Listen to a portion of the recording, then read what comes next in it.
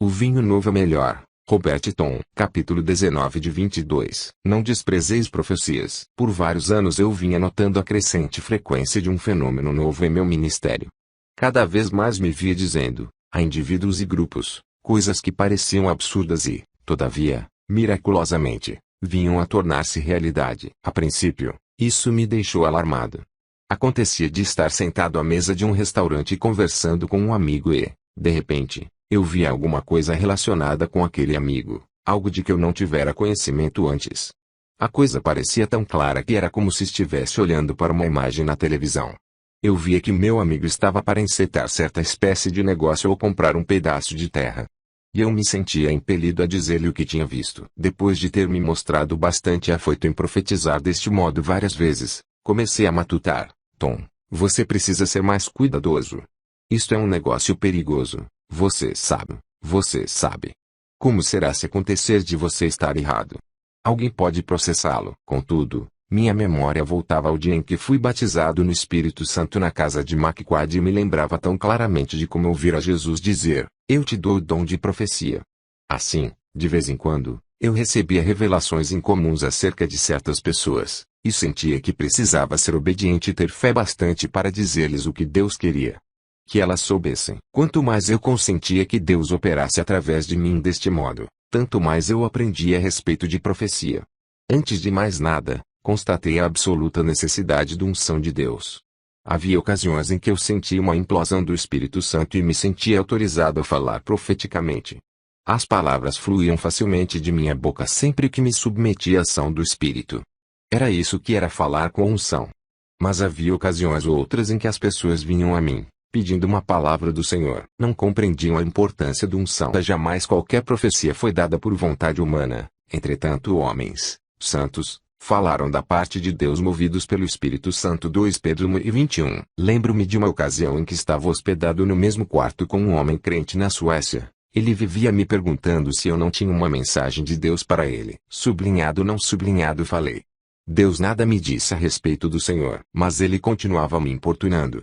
Chegou a oferecer-me um cheque de $2.000 se eu profetizasse a respeito dele, e aquele cheque parecia fortemente tentador, porque eu estava sem dinheiro. Mas eu sabia que não ia ousar falar sem a unção de Deus, por isso continuei me negando a atendê-lo. Então, uma noite, Deus me mostrou por que aquele homem se mostrava tão insistente. Ele tinha problemas conjugais. Queria que eu lhe dissesse para divorciar-se de sua esposa. Quando percebi sua intenção perversa, resolvi continuar a resistir-lhe. Certa ocasião ele me acordou alta noite e perguntou, Deus já lhe disse algo a meu respeito? Não, Senhor, repliquei. Volte para a cama. Na noite seguinte ele me acordou outra vez. Não lhe disse Deus alguma coisa acerca de minha esposa? Não, Senhor, disse eu com firmeza. Porque o Senhor não desiste desse negócio maluco. Eu sei o que o Senhor quer, mas o Senhor não pode me subornar. Eu só falo quando Deus me diz para falar. Assim, ele, finalmente, desistiu, para minha tranquilidade, e louvei a Deus por permitir-me ver a importância da unção. Outra coisa que aprendi acerca da profecia foi a importância de testá-la. Sempre que eu falava a alguém profeticamente, orientava-o a agir com cautela.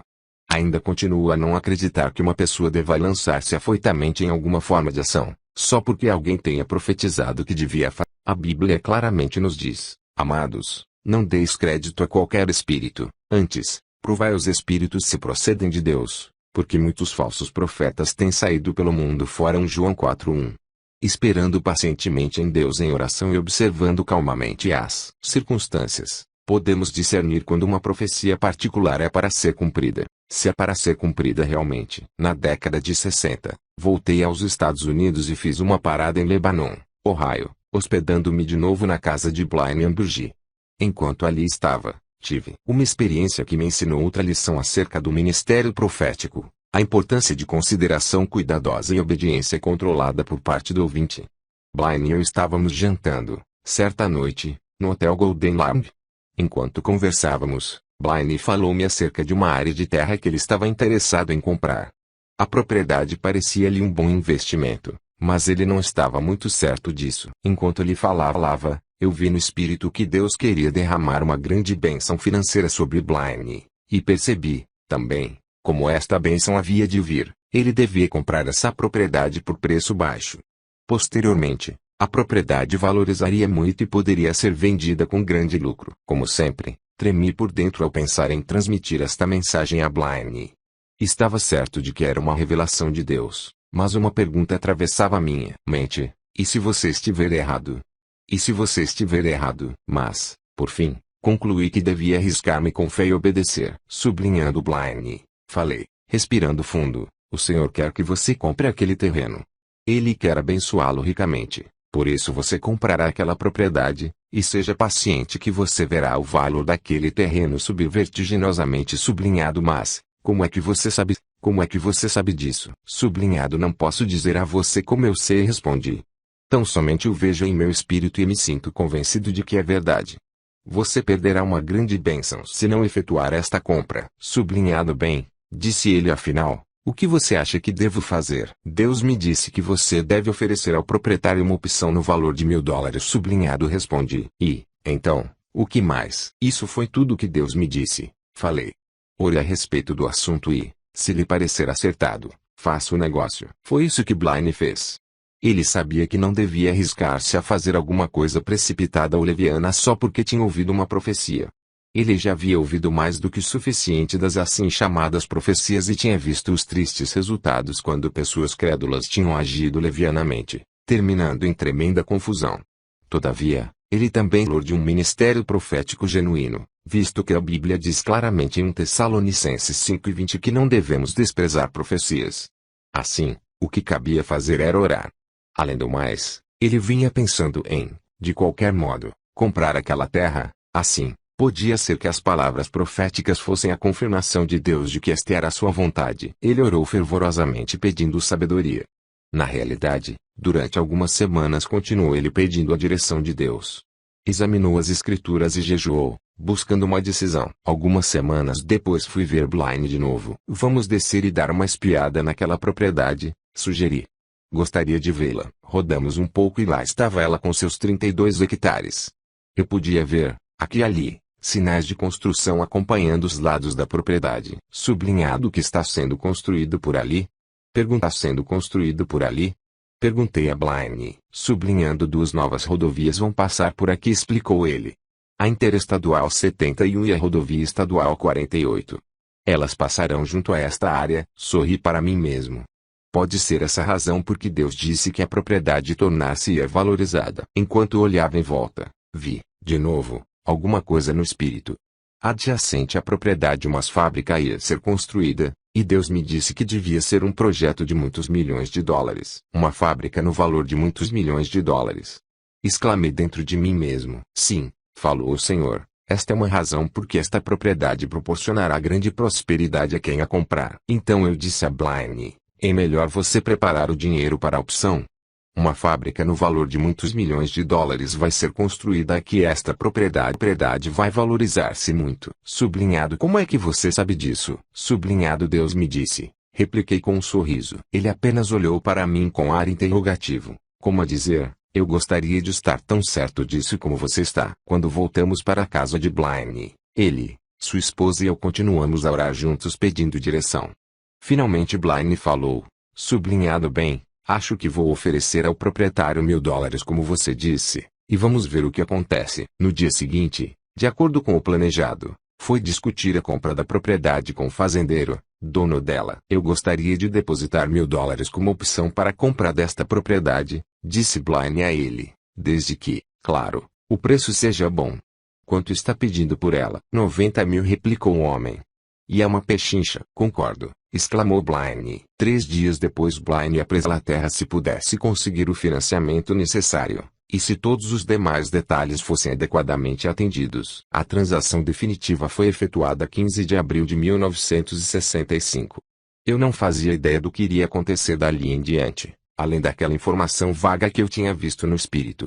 Mas, à medida que o tempo foi correndo e eu parava para ver Blaine, de ano para ano, comecei a maravilhar-me ao verificar que a profecia começava a criar carne e osso. Em primeiro lugar, a construção da nova rodovia interestadual 71 e da rodovia estadual 48 devia estar concluída em poucos meses, criando um importante tráfego. Isso, automaticamente, tornava a propriedade mais valiosa. Então Blaine negociou um arrendamento para Texaco Company, para instalação de um posto de serviço, a ser construído numa área de aproximadamente 3.000 metros quadrados. 3.000 metros quadrados. Era excelente local para esse negócio. Blaine construiu o posto e, então, o arrendou a Texaco por 15 anos, o que lhe proporcionou um belo rendimento. 2 ou 3 anos depois, a Cincinnati Milling Machine Company anunciou sua intenção de construir uma fábrica de muitos milhões de dólares, situando-se em 3 lados da propriedade de Blaine. Quando a fábrica estava sendo construída, entretanto, os construtores verificaram que, no terreno, não havia suprimento de água satisfatório. Quando constataram que havia água na propriedade de Blaine, fizeram um acordo com ele pela cessão de 20.000 metros quadrados de suas terras e lhe pagaram 3,5 vezes por metro quadrado, o que ele pagara ao comprar, num total de $17.500. Vários anos depois, os proprietários do Coney Island Park anunciaram planos de construir um novo parque de diversões, chamado Kansas Island Park, no cruzamento ao sul da propriedade de Blaine. Isto foi feito e, outra vez, elevou o valor da propriedade de Blaine. Além disso, o Swinbank pagou $6.000 a Blaine por não ter feito nenhuma plantação desde que comprara a propriedade. E só recentemente Blaine pediu a um avaliador independente que fizesse uma avaliação da área. Ficou, então, sabendo que a propriedade vale 5 vezes mais do que o que ele pagou por ela. A propriedade ainda não foi vendida, por isso, quem sabe quanto maior será o valor antes que chegue o momento áureo da venda. Quando ouvi isso, disse dentro de mim mesmo: Senhor, tu fizeste isso.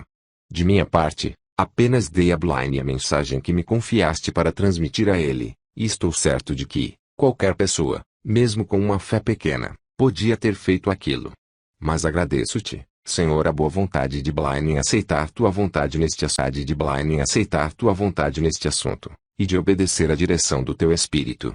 Disseste que a propriedade aumentaria de valor, e agradeço-te, Senhor, tu cumpriste tua palavra. Final do capítulo 19 de 22.